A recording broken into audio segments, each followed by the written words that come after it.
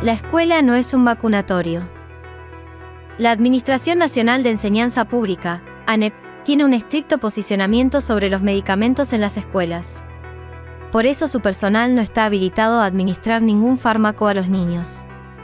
Como consecuencia de ello, los padres deben concurrir con la medicación a la escuela para administrarla a sus hijos, puesto que el botiquín escolar carece de medicamentos pediátricos, como lo establece la Guía de Acción ante Problemas Sanitarios en los Locales de Enseñanza, aprobada por la Circular 43 de 2013, en ANEP. El Ministerio de Salud Pública, MSP, nos informa que las vacunas son medicamentos biológicos. Como tales, su presencia y administración en los ámbitos educativos no está justificada. Pero la Organización Mundial de la Salud, OMS, financiada en gran parte por los fabricantes de vacunas, recomienda la vacunación en las escuelas. Y por eso desde hace tiempo, y siempre en la previa electoral, el MSP va a las escuelas a suministrar vacunas en condiciones de alta peligrosidad. En 2019, el MSP había recorrido escuelas y colegios para vacunar al alumnado de 11 años de edad contra el virus papiloma humano, VPH, y con la vacuna triple bacteriana. En aquella oportunidad, se había requerido a los padres devolver firmado el formulario de autorización a vacunar o no a sus hijos. Sin embargo, hubo errores, menores sin autorización y sin considerar su derecho a la autonomía para expresar su voluntad. Fueron igualmente vacunados violando sus derechos.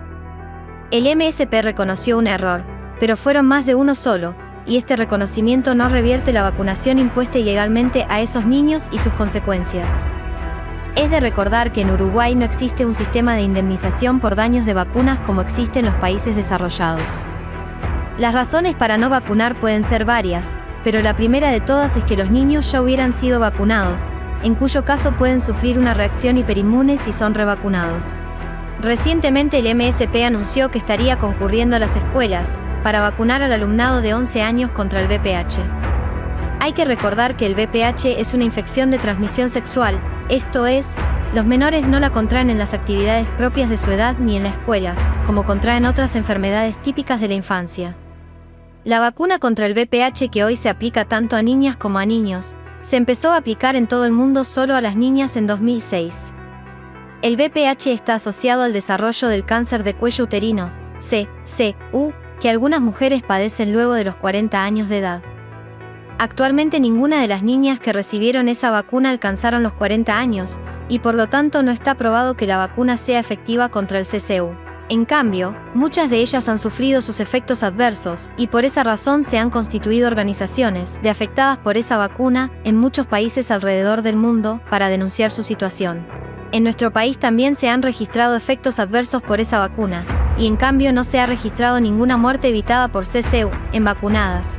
Aún persisten los testimonios en internet sobre los casos que en 2018 se hicieron públicos, de la hija de la ex senadora Verónica Alonso y de otra adolescente, que habían perdido la visión. Entre otros efectos adversos de esta vacuna advertidos por el fabricante, los constatados y reportados por el MSP son neuritis óptica, convulsiones, síncope y parestesia. En cuanto al documento de consentimiento, que les sería presentado a los padres o tutores, vale la pena reflexionar. Las particularidades de este documento nos llevan a cuestionar su verdadera naturaleza como consentimiento informado, inclinándose más hacia un folleto publicitario que minimiza deliberadamente los riesgos asociados a la vacunación.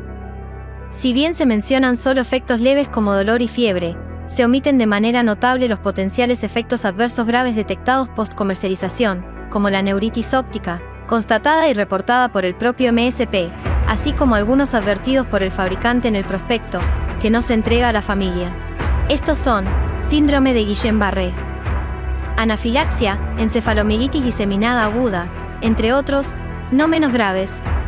El documento solo recaba la respuesta positiva, y al no recabar la negativa, podrían ocurrir errores.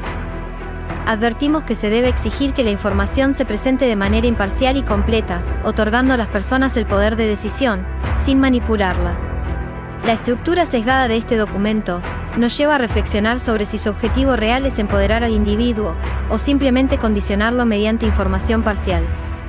El registro personal de las vacunas recibidas es información de salud.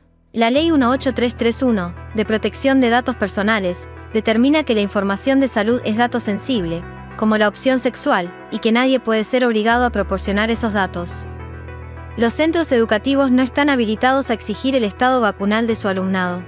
Muy por el contrario, los padres tienen derecho a exigir desactivar la opción en la plataforma Guri, que habilita a la escuela a vacunar a sus hijos. El MSP no controla las vacunas que importa y distribuye. Por eso no está en condiciones de detectar partidas falladas, contaminación biológica o impurezas. En consecuencia, esto plantea un problema para el personal de ANEP, que podría ser cómplice de los daños que esas vacunas, no controladas y aplicadas a sus alumnos, pudieran ocasionar.